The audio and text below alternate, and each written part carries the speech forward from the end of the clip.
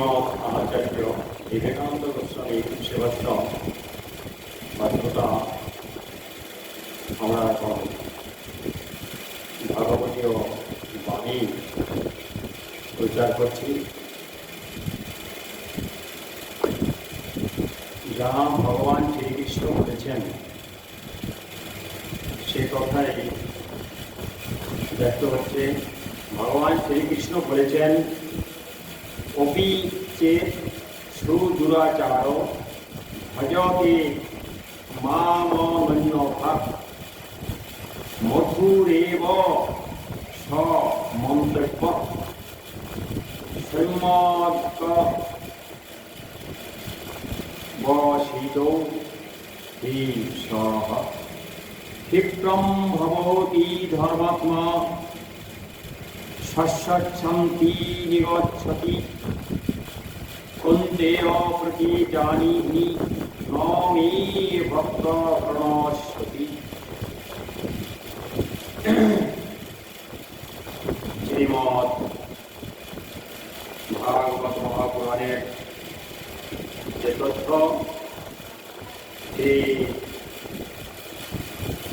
ভগবান পরম পুরুষ যা ব্যক্ত করেছেন, অতি দুরাচার ব্যক্তিও যদি অনন্য ভক্তির সহিত আমাকে ভজনা করেন, তাহাকে সাধু বলিয়া মনে করিবে, কারণ তাহার সংকল্প অতি শুভ। যিনি শীঘ্র ধার্মিক হয়ে যাবেন, অসৎ ব্যক্তি ছিলেন, হঠাৎ ধার্মিক ভগবান শ্রীকৃষ্ণ তাকে করবেন, তার সম্পর্কে বলছি। তিনি ধার্মিক তো হবেনই এবং চির শান্তি লাভ করবেন। হে কুন্তেয়, আমার ভক্ত কখনো বিনষ্ট হয় না। ভগবান এটা যখন বলেছেন, এ কথাটা নিশ্চিত, এটা জেনে এবং সানন্দে জগতে এটাই প্রচার করো। এটা অর্জুনকে গীতায় বলেছেন ভগবান। অর্থাৎ যে ব্যক্তি অসৎ, যে ব্যক্তি ভগবানকে বিশ্বাস করে না, যে ব্যক্তি নাস্তিক জগতে রয়েছে, সেই ব্যক্তিও যদি কখনো ভক্তির সহিত ভগবানকে ডাকে, ভগবান তার ডাকে সাড়া দেন এবং তার চির শান্তি তিনি প্রকাশ করেন। অবিশ্বাস্য হলেও এটা বিশ্বাসযোগ্য, কারণ একজন অসাধু ব্যক্তি নিমেষ মাত্রে, অর্থাৎ কোনো সময়ের মধ্যে, কোনো অল্প সময়ের মধ্যে একজন সাধু হয়ে উঠতে পারে, সাধু হয়ে যায়, যদি ভগবানের কৃপা তার উপরে বর্ষিত হয়। আর কোনো অসৎ ব্যক্তি যদি ভগবানকে মন প্রাণ দিয়ে ভক্তি সহকারে তাকে ডাকে, এতদিনে যা করেছে সে অপরাধ সব তার মুছে যাবে এবং ভগবান তাকে কৃপা করে একজন সৎ ব্যক্তি করে দেবেন। কিন্তু এটা অনেকেই মনে করবেন এটা কি করে সম্ভব। একটু খেয়াল করে দেখবেন, একটা অন্ধকার ঘর, আমি একটা উদাহরণ দিচ্ছি, একটা অন্ধকার ঘর, সেই ঘর নিমেষ মাত্রেই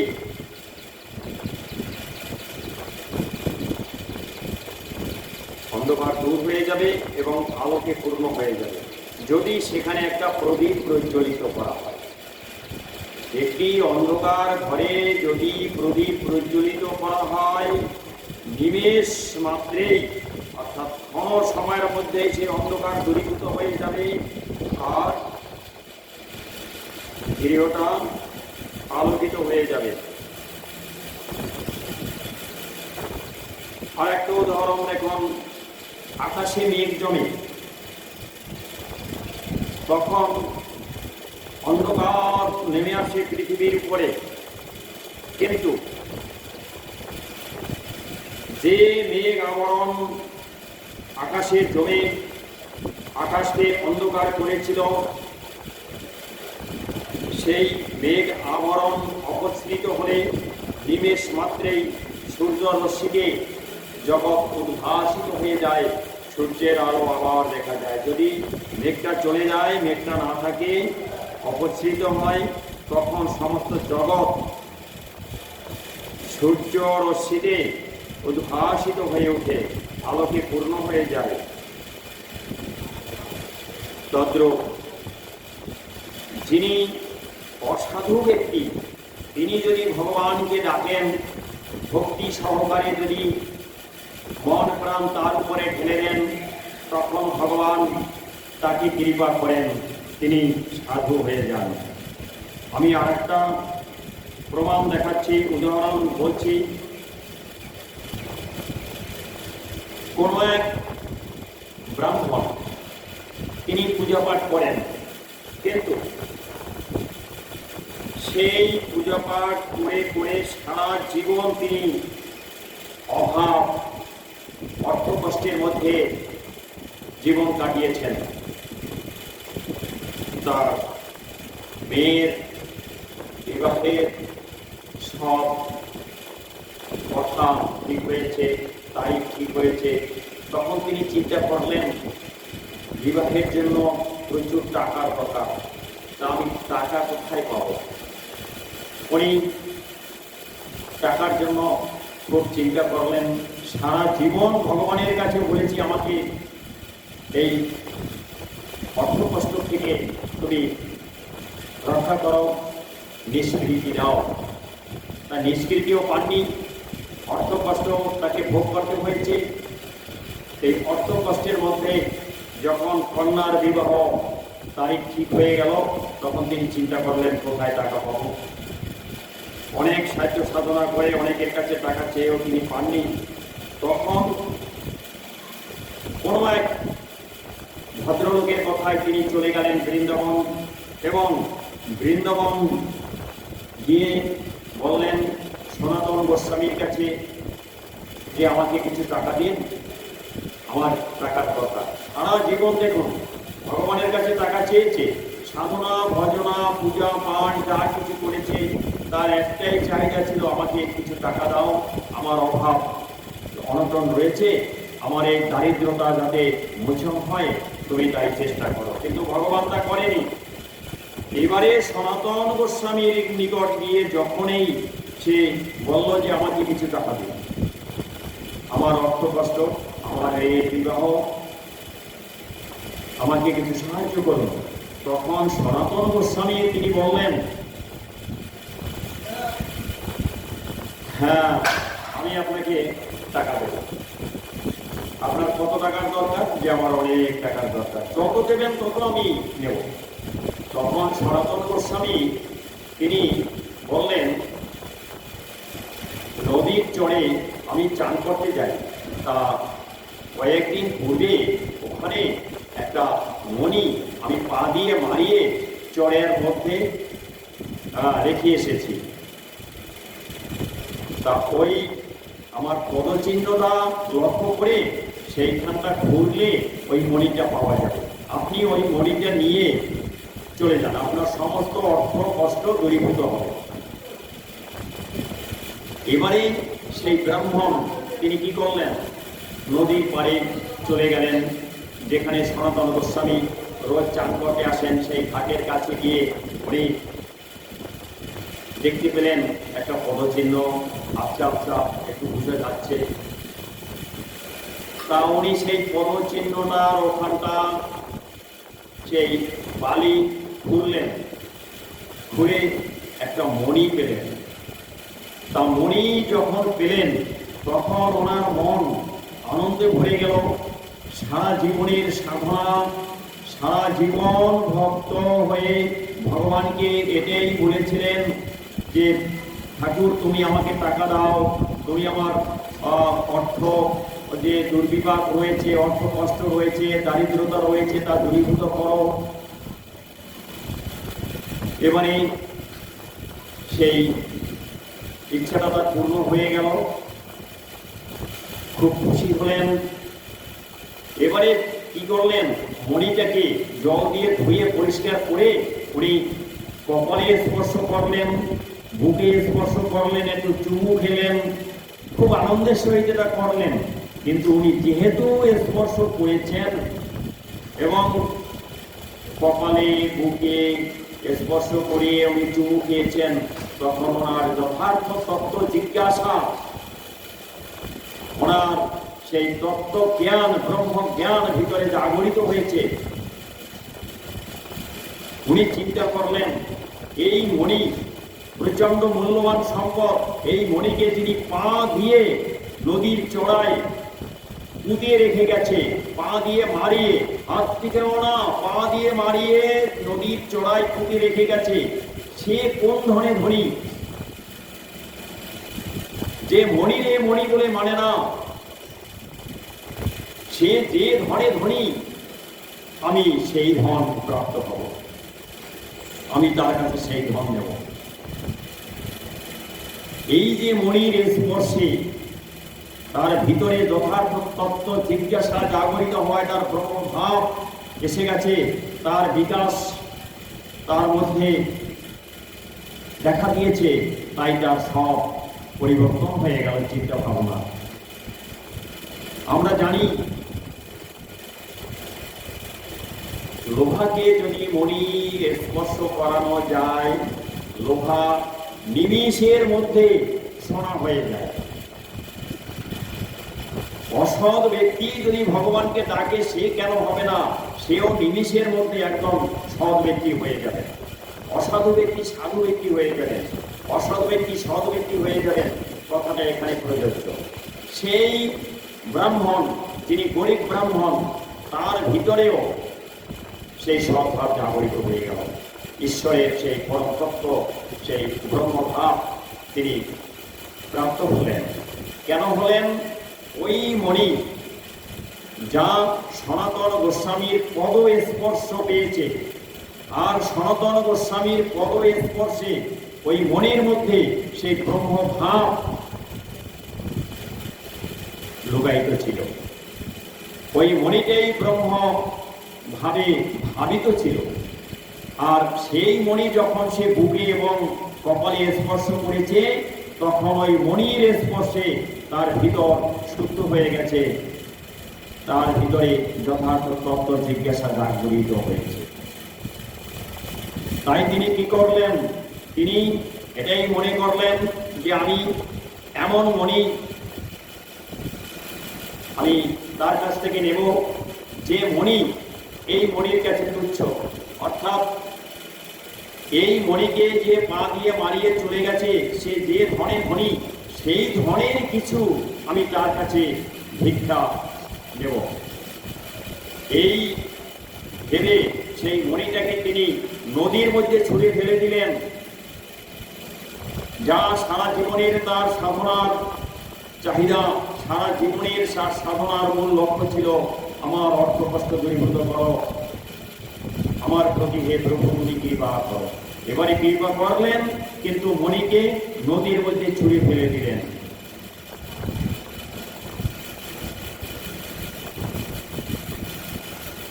এই জন্যই মহান ব্যক্তিগণ তাই বলেছেন, সেই কথাটাকে উল্লেখ করে বলেছেন, যে ধনে হইয়া ধনী, মণিরে মাননা মণি,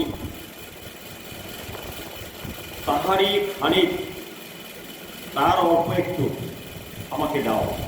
তার মানে সনাতন গোস্বামীকে উদ্দেশ্য করে সেই ব্রাহ্মণের কথা, তুমি কোন ধনে ধনী হয়েছ, সেই ধন আমাকে একটু দাও।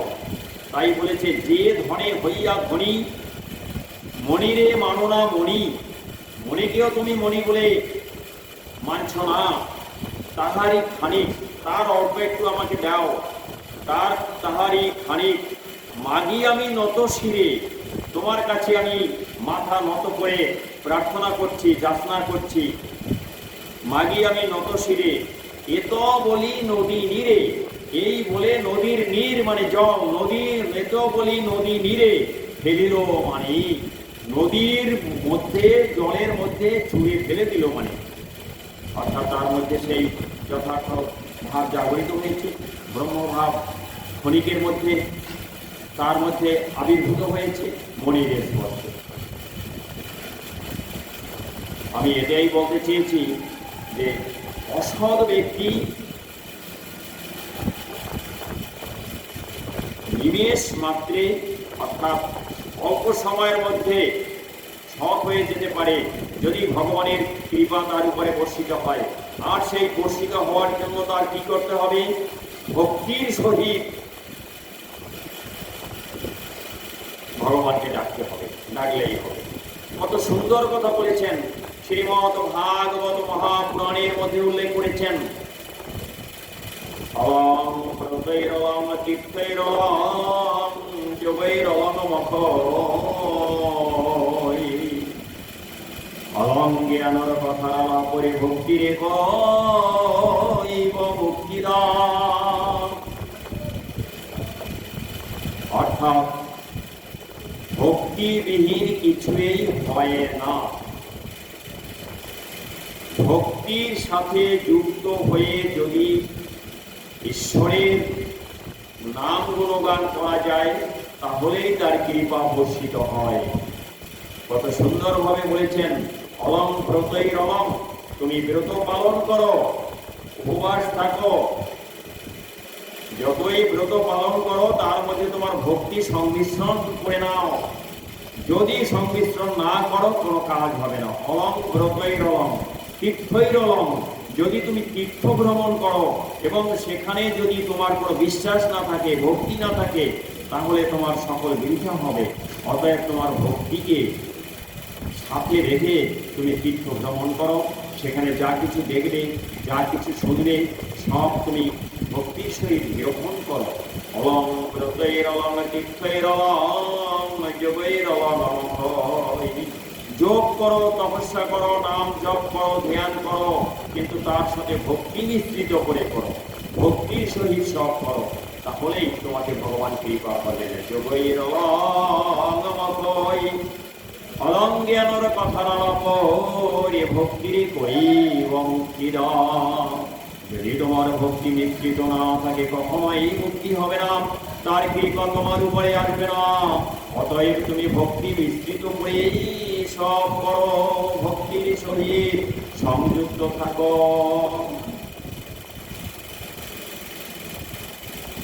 অলং জ্ঞানর কথার পরে ভক্তির কইব মুক্তিদান। কত সুন্দর কথা। অন্ধকার, তাই উদাহরণ দিয়েছিলাম, অন্ধকার ঘর নিমেষের মধ্যে আলোকে পূর্ণ হয়ে যাবে যদি প্রদীপ প্রজ্বলিত করা হয়। ঠিক তদ্রূপ যদি মেঘ আকাশ থেকে চলে যায়, মুহূর্তের মধ্যে, নিমেষের মধ্যে সূর্য রশ্মি জগতের উপরে এসে পড়বে এবং সমস্ত জগৎ আবার সেই আলোকে উদ্ভাসিত হয়ে উঠবে। স্পর্শমণির স্পর্শে লোহা সাথে সাথে ক্ষণিকের মধ্যে সোনায় পরিণত হবে। যা এই ব্রাহ্মণের হয়েছে, সেই স্পর্শমণি যা সনাতন গোস্বামীর পদ স্পর্শ পেয়েছিল, সেই মণি স্পর্শে তার হৃদয়ে যথার্থ সেই ব্রহ্মজ্ঞান জাগরিত হয়েছে, যথার্থ তত্ত্ব জিজ্ঞাসা জাগরিত হয়েছে। সে ব্যক্তির সমস্ত সারা জীবনের চিন্তা ভাবনা সব ছিল ভুল, বুঝতে পেরে সে আর বাড়িতে গেল না। তখন সনাতন গোস্বামীর আশ্রয় নিয়ে সেখানে সে ভজনে রত হয়ে গেলেন। এভাবে দেহ মন সব সমর্পণ করে দিলেন ভগবানের। আমার কথা এটাই, যারা শুনছেন তারা গৃহেই থাকুন, আপনাদের সনাতন গোস্বামীর কাছে যেতে হবে না। শুধু ভক্তিটাকে সংযুক্ত করে ভগবানকে ডাকুন, অবশ্যই আপনারা কৃপা পাবেন পাবেন পাবেন। এই জন্যই তো ভগবান কত সুন্দরভাবে বলেছেন,